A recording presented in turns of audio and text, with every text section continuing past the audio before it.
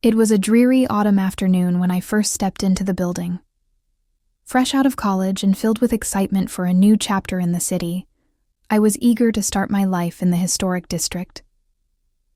The building was old, with creaky floors and faded wallpaper, but it had a certain charm that drew me in. The landlord, a gaunt man with a somber expression, greeted me warmly. He explained that the rent was low because of the building's age, but assured me it was secure and peaceful. I felt a mix of excitement and curiosity as I moved into my new home.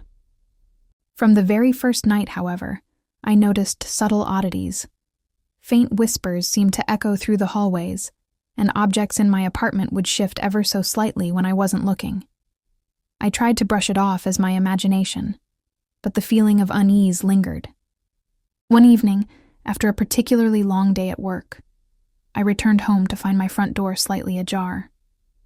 My heart raced as I pushed it open, half expecting to find chaos inside. To my surprise, everything seemed untouched. But on the kitchen table, there was a note that simply read, "I see you." I laughed it off, thinking it was a prank, but a chill ran down my spine. As the days went by, the strange occurrences grew more frequent.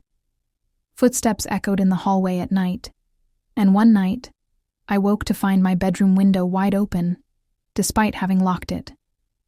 Each incident left me more unsettled, and when I mentioned it to the landlord, he insisted I was probably just imagining things.